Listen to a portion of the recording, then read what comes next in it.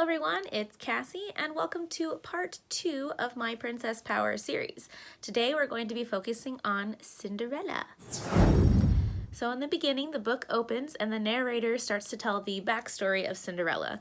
Basically, her father passes away after he marries his stepmother and she has 2 little girls, and that they start to treat her not kindly. But at the end of that little monologue, the narrator specifically says that through all of the hardship that she remains kind and has hopes that her dreams of happiness will come true. Not that she wishes to marry a prince at the end, but that she hopes that her dreams of happiness. So what she really wants, what she dreams for more than anything, is happiness. And I think that's very important to focus on, considering Cinderella is one of the most well-known fairy tales and everybody just assumes that she just went to the ball to get a prince so she could get married. No, she wanted happiness, and I think that's something we can all relate to because we all want happiness no matter which form it takes place in. We all have hopes of happiness in our future. In the next part of the movie, we see Cinderella for the first time. She's woken up by her mice and her bird friends, and she's talking about dreams, and this is when she sings the famous song, "A dream is a wish that your heart makes." And the lyrics specifically, one of the lines says, "No matter how your heart is grieving, if you keep on believing, a dream that you wish will come true." And this is of the utmost importance to this story because that is what Cinderella is all about. She's about believing in your dreams. And I know in some of the later princess movies, I know particularly I'm thinking of Princess and the Frog with Tiana. She makes the comment that you can't just wish on stars and like all your dreams will come true. You got to work hard. And while that is true, I think also half the battle, at least for Cinderella specifically, since we're focusing on Cinderella for the story, is that you have to have faith and hope in your dreams and yourself in order for them to come true too. Like, yes, you can work hard, but you also have to have the desire behind it as well. You can't just work really hard but have like no power or will behind your dreams. That's only half of it as well. Throughout the whole first half of the movie, we see Cinderella's kindness in many different ways. We see her rescue Gus Gus from the trap, and all her mice friends help, and they welcome him to their little mice family. And when she delivers the breakfast to her stepsisters and her stepmother, she says good morning to everyone and asks them how they slept. She doesn't have to do those things. Anybody in her situation might be upset about it or might not be willing to still be a good person about it, but she is. Even through everything that these people have put her through, she is still willing to be a good person and kind, just like the narrator said at the beginning.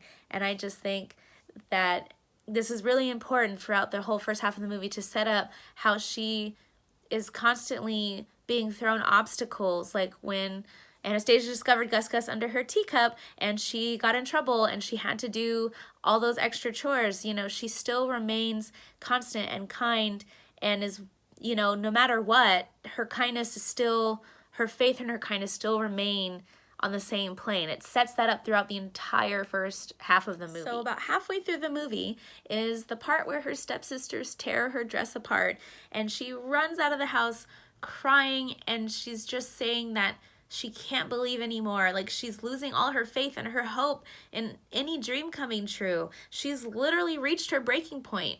And it is incredibly sad to watch because somebody who's been suffering a good portion of their life even before the movie started, and she has this little glimmer of hope. And maybe, we don't know what she was dreaming of in the beginning. She said that she can't tell or it won't come true. And maybe she did dream. I mean, all we know is that she dreamed of happiness.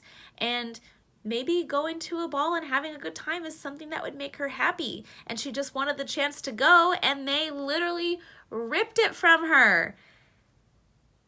And she thinks even just this one small thing, maybe it's not even the ultimate happiness that she dreamed of. It's just one small glimmer of happiness that she wanted. And she starts to think, I don't know, and I don't know this for sure, but maybe she starts to think that if I can't even get this one little piece of happiness, how can I ever get my ultimate, happy dream?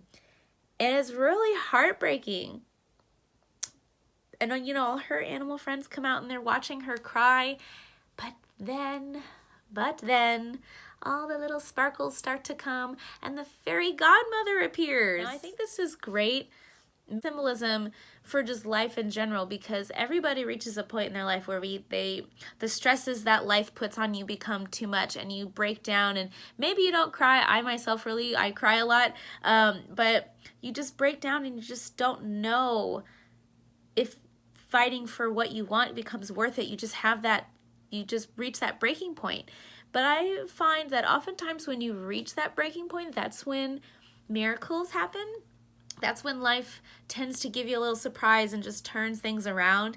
Maybe not as much as you wanted. Maybe it doesn't happen right away like it does in Cinderella, but sometimes it does take a little time. And that's what I love about Fairy Godmother's line, even miracles take a little time. And that's why I think it's a great symbolism for life, because not everything in life that's bad that happens to you is just going to turn around right away when it happens and just like turn out great. Sometimes it takes a little bit of time, and I think that's great for all of us to learn and to know that, you know, you may be having a rough time, but things will work out. It may take a little time, but they will work out. Now comes the part of the ever important ball, where the prince sees her from across the room and he goes right to her and they start dancing and they fall in love in a couple hours. Now, I know this is the part that probably everyone's going to struggle with. That's okay. I mean, Snow White fell in love with her prince for like 2 seconds, but we're not going to focus on that. We already talked about that.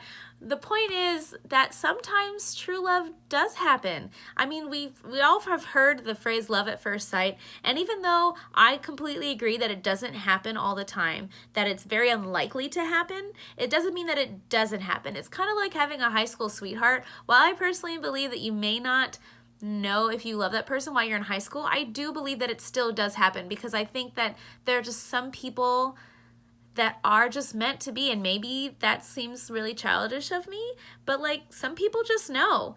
And that's what people say whenever they get married. If you've ever watched like those things like, how do you know they're the one? You just know.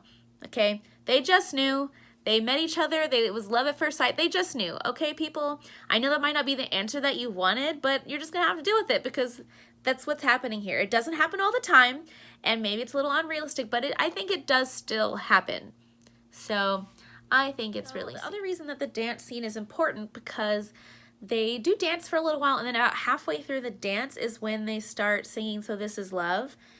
And I think this is really important because like this is the moment when you see Cinderella like truly happy. I mean, she's always been happy and she always is kind, but like imagine when you live with people who don't care enough to even look at you. You know, they just look past you. And this is the first time when somebody is just looking at her. You know, they're looking at her and they only have their attention for her, and she just, you know, she falls in love. I mean, I think anybody that might be in that situation might think, this is unbelievable. Like, I can't believe this is happening to me. And I think that's what was so exciting about it for her, is that she has dreams of, maybe her had dreams of, we don't know what her dreams of happiness were, they didn't say that in the movie, but maybe her dream was to eventually escape that place, and she found somebody who could whisk her away to the happiness that she's been dreaming of. I don't know. I just think it's important to know that there is somebody that's looking at her and not past her. This is the part that I struggle with just a little bit, because this is the part when she runs away from the prince, when the clock starts to do its 12 long like strokes till midnight. And like, even though she was happy with the prince, she still chose to run away. Like, or not ran away, run away. What? Sorry, my grammar. And I struggle with this a little bit because, I don't know. It's probably because Cinderella's such like a kind and thoughtful person, because even though she was happy, she puts others before herself. So her, you know, her fairy godmother told her that she had to be back by midnight, and even when she was talking to her, the fairy godmother, she said, oh, that's plenty of time, because in her mind in the beginning, she just wanted to go, just to have a good time. But in the end, like from the beginning, she always planned to go back. She's like, oh, that's plenty of time. Like, I can go, I can meet the prince, I can dance, and then I can come home. Like, she always planned to go home. So even though she met somebody that she didn't know was the prince at the time, she met someone that she loved and that had eyes for her, she still chose to run away and go home. The next part is when Lady Tremaine locks her in her room that's literally in a tower. She's in a tower. She locked away in her tower, and her mice come to the rescue by getting the key from Lady Tremaine. And she made her way down the stairs. What's important about Cinderella, especially at the end, is that, you know, I believe that Cinderella is about like your dreams and having hope and faith in yourself, and that your dreams will come true if you keep believing, because believing is half the battle. I think what's also important about Cinderella is kindness, like just being kind towards others, because ultimately she showed her mice kindness. She showed the animals in her life kindness, and through that kindness they have kindness towards her and towards their other fellow creatures, and that's why they were willing to go through such lengths to get the key for her to escape, because she has made them so happy and they just want her to be happy. That might not be the kick butt princess power you're looking for, I still think it's important just in general as a human being that we can learn from Cinderella. Thanks for watching, everyone, for this second edition of Princess Power focusing on Cinderella. If you have any comments, or if you agree or don't agree, just let me know below in the comment section. Yeah, thanks for watching.